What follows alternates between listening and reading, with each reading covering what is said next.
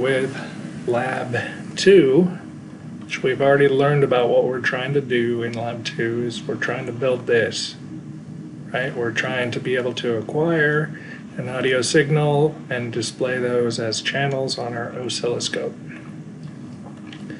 So if you go down below and start downloading some of the files that are going to be necessary for you to do the project, you can save them as, and right now I have them already downloaded to Lab 2 VHDL folder. Right? I have my folder, I have my downloaded code, and I have Lab 2. Right?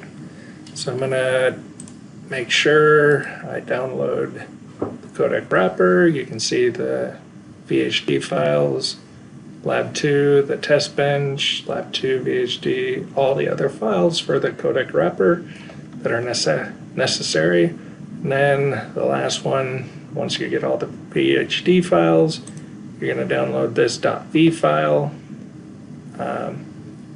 for the audio codec, and then the XDC file. Make sure you save that to the folder as well. So now you're going to go into Xilinx and create a new file. Create a new project and build it around Lab 2.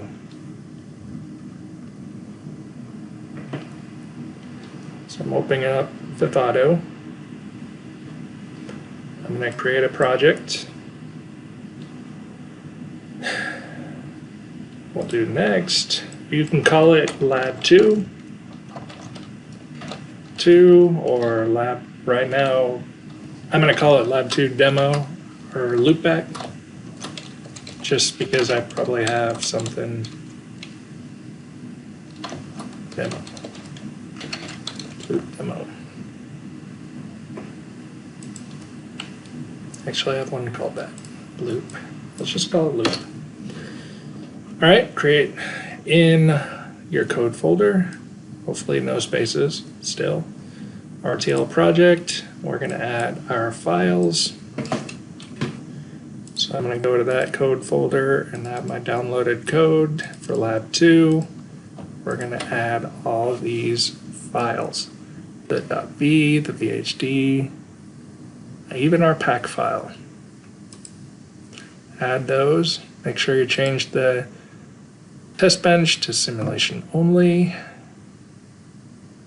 You can also, if you already know where they are, you can go ahead and add all Lab 1 files.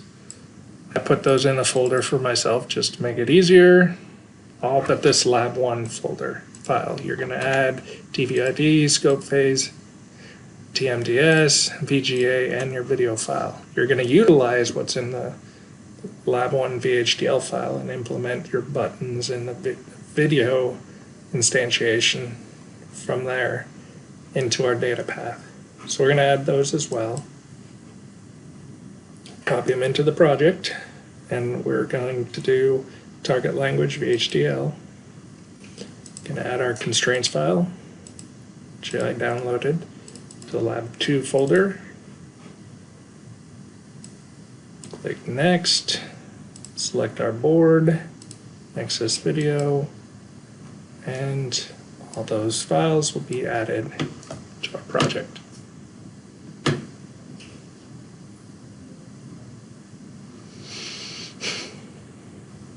Okay. Once you drop everything in, it's going to figure out what's the top level entities of everything. You'll want to change Lab 2 and set that as top. So codec wrapper is going to be instantiated beneath that. But right now it's going to be broken because you do not have a data path or a control unit as of yet.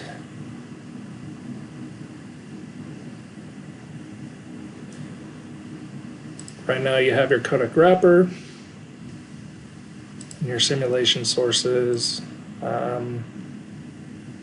Really, Lab 2's test bench is going to be your top for that. So now we need to create a source for our data path and our control unit. Start with the data path.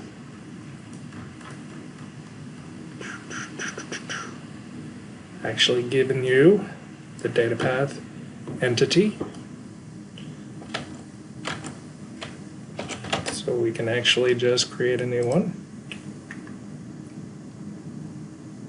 Add or create design sources. Next. Add, create a file. We'll call it lab2 data path. We want to match what's on line. Lab2 data path. Created. And we'll create another file. We'll call it lab2 FSM, which if you want to look at the pack file, it should give you the component declaration for the lab2 FSM, as well as the data path, which is right here. Okay, created. Now create those. Lab2 FSM. You can create your input ports and output ports. So we have clock,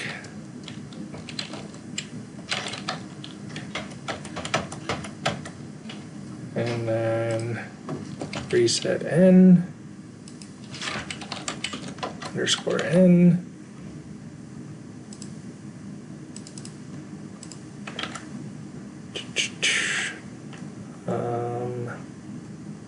Go. SW and CW. SW, make that in, and that's the bus 2 down to 0, and then another one for CW control words. That's going to be an out bus 3 bits. Okay, created.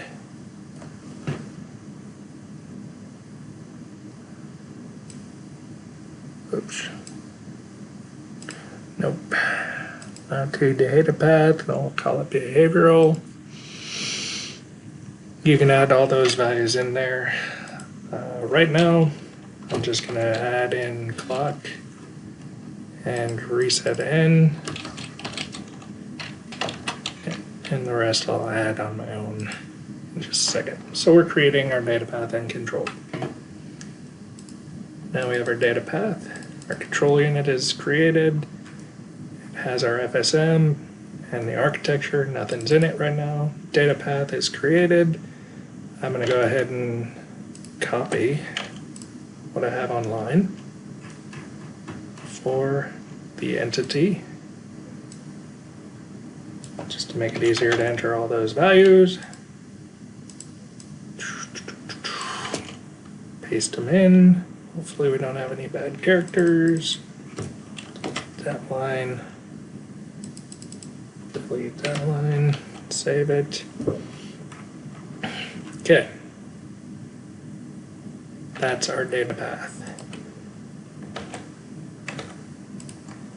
Now if we look at our project, we need to instantiate the video and the clock process from lab 1.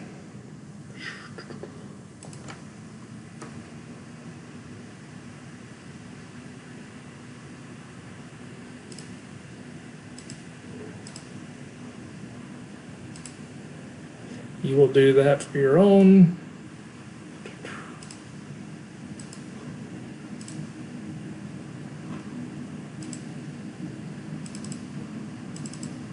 I have it right now. I can edit this.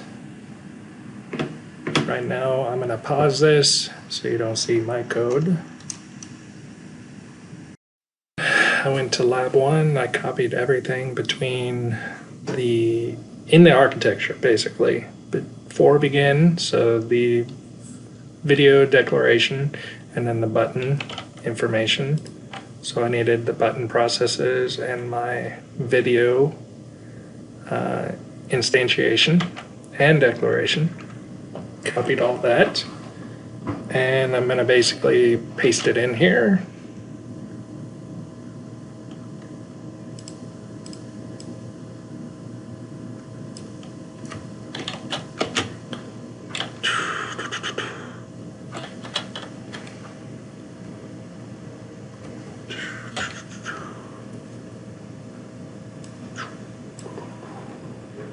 So you can see the signals. I already have some errors, but I have my component video, which you notice on your design sources, you do have the VHDL files.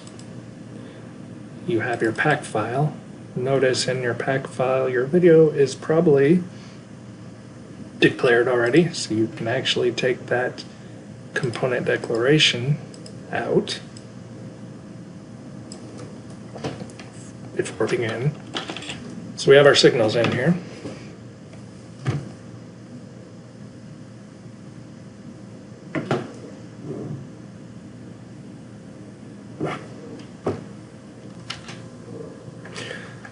We have a lot of errors, but right now we're not actually utilizing our pack file.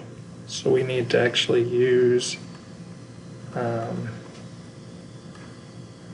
include, which is also included on the lab 2. Notice you have to use this. Use work lab 2 components all, so we'll copy that line into our data path.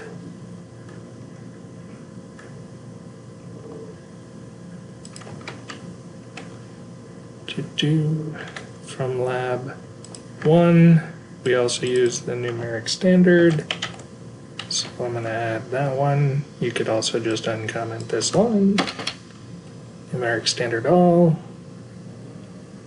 Okay, so that got rid of a few of our errors. Before we get into that, create a little room. I go online and I'm going to copy this loopback process.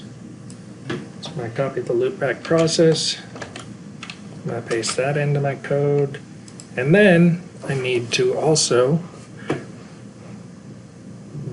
copy in an instantiation for my audio codec and make the connections for that. If you look in the pack file, we have our port map for our component for our audio codec. And you can literally just copy this component port map and set it up for an instantiation.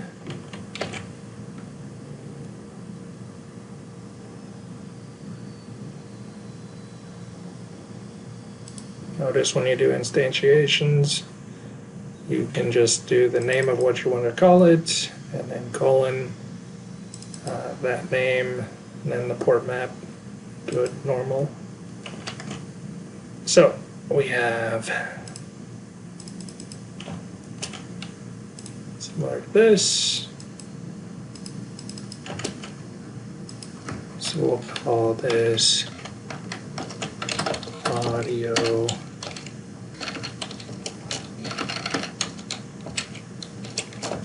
codec wrapper. We'll call that codec wrapper. That's the component name. Audio codec wrapper and port map. That line.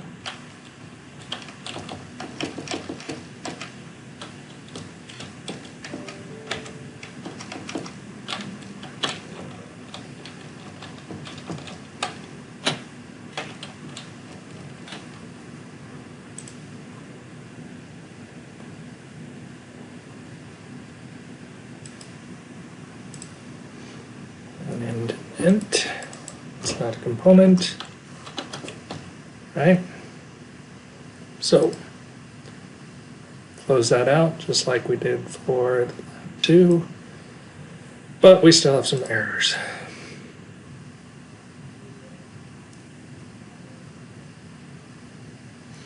because we need to actually do what? We need to connect those to the other side. So we need to do, change those values. Since we're not doing an instantiation, we're doing a declaration. Each of those are comma separated. So we're going to connect clock to clock, comma separate that one.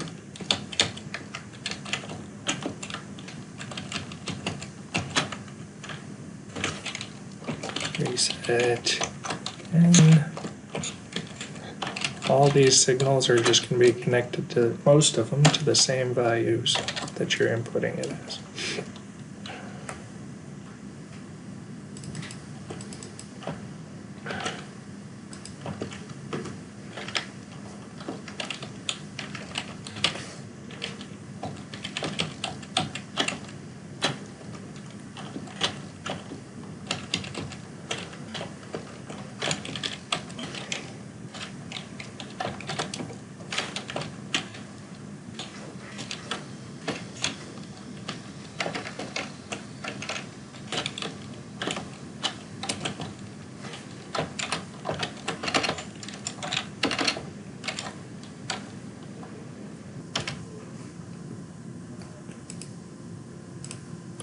Okay, so I time-lapsed that a little bit, so I added in all the signals, basically adding names on the right-hand side for internal signals to be used in here.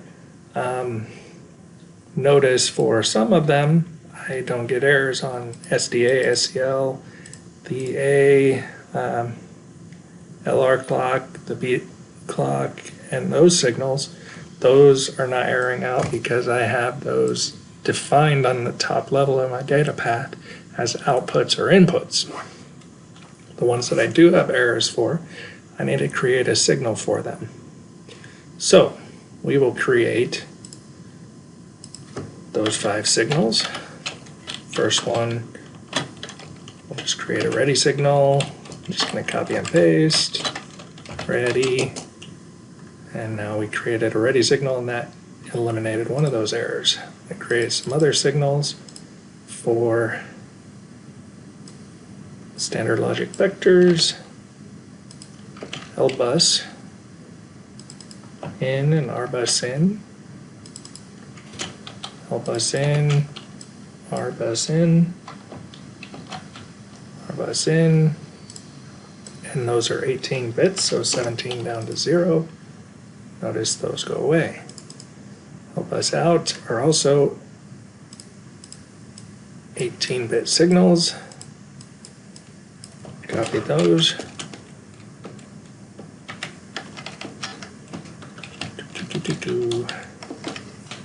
Out and RBus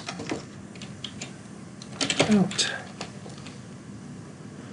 Notice that gets rid of those errors. Now my loopback process that I copied basically takes LBus out when ready. That signal takes LBus out and plugs it back into RBus in, and then outputs that. So as we start looking at our data path, everything is starting to be connected together, but if you look inside the audio codec wrapper, ClockWiz 1 is not implemented, and under video, ClockWiz 0 is not implemented. So if you went back in there, you could see your ClockWiz 0. You have a 25 megapixel clock and a 125 megapixel clock. The clock 3 should be 180 degrees out of phase. Look at the instantiation, 25 megahertz pixel clock, and then 125, and then 125 with 180 degrees out of phase. So go to our IP catalog just like we did before. Clocking wizard. Add in that clocking wizard.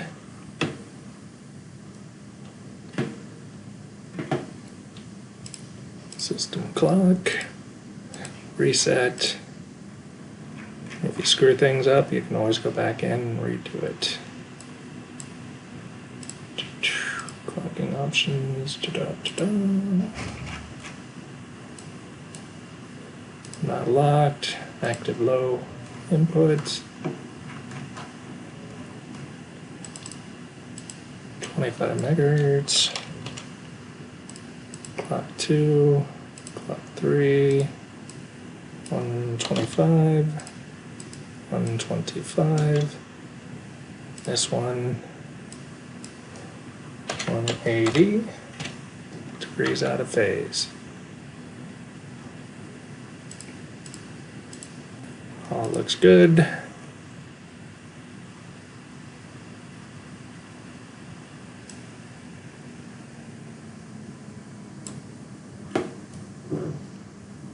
Generate.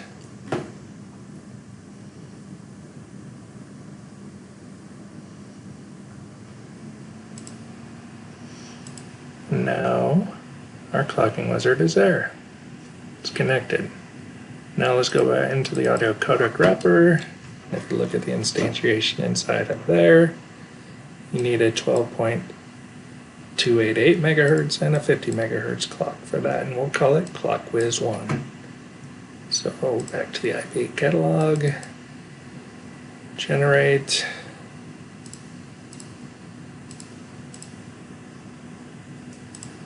Output clocks, 12.288.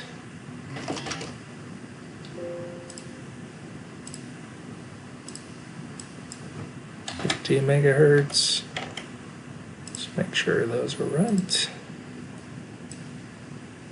12.288 and then 50 megahertz. Good deal. Active low, locked, and click OK.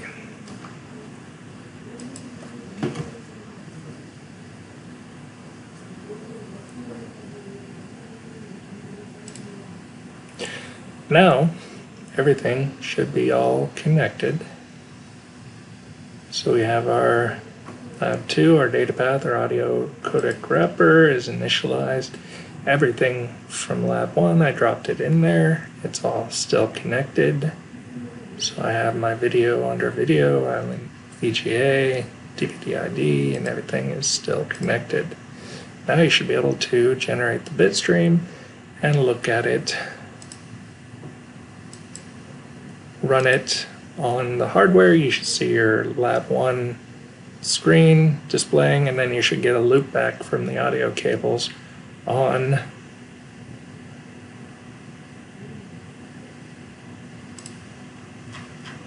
those pins. So whatever you put in here should be coming back out on the output. Oh, in there. Reset is not declared. And let me fix those. Let me pause while I fix. So I just had a few errors. Port width mismatch unpacked from Lab 2.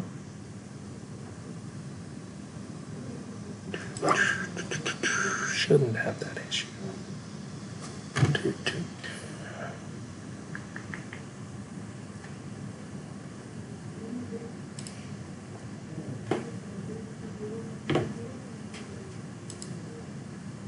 Oh, I fat fingered that one, so mismatch on the control word for my FSM that I generated. So we should be able to hopefully generate it now. See what she does. While that's running, I'm going to go ahead and run the simulation. Make sure, if you're going to be doing this, that you set your data path test bench as your top level. And you can run the behavioral simulation, and you should be able to see some of your signals actually running on your data path. You should be able to see your scope phase counting up and painting pixels on the screen. You should be able to see your the ready signal coming out of your system as well. Some of your system may have errors, which is fine. We'll get to that. Right? So LBus, some of these we didn't have anything outputting, so they're undefined. Right? But we do have reset state. We're setting some control words to just basically count up. And your bit clocks should be running. If you look at the test bench, it should be applying data values to our system. So let's run that for, what is it, 17 milliseconds. Complete a cycle on the screen.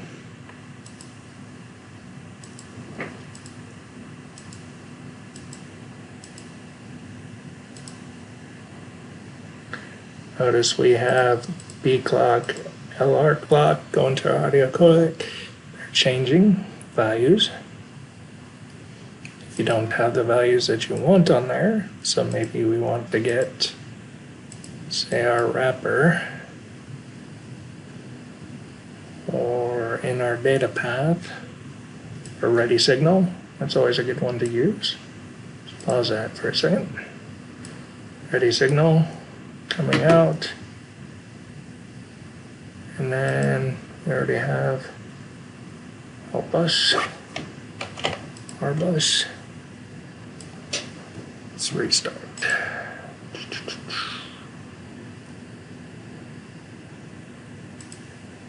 Running this. Notice our values are actually changing, and we're getting ready signals that are popping out every so often once we get enough data into our audio codec.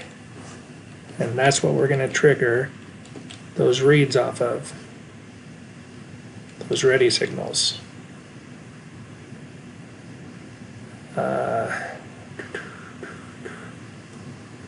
TDMS values, TMDS values are changing. You could actually drill down and go look at our scope face and look at our RGB values for our scope face and see if those are changing. So say in our video,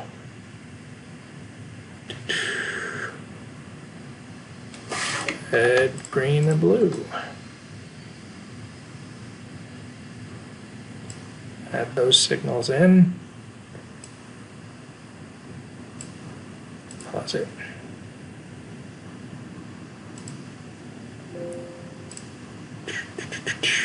Bitstream is complete. There we go. Go back into the video, drop in my red, green, blue signals, run, and you can see those will be changing over time as well.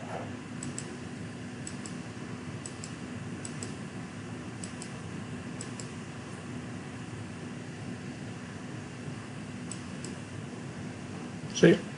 Now it's starting to paint those pixels on the screen. Got FF, and so on and so forth.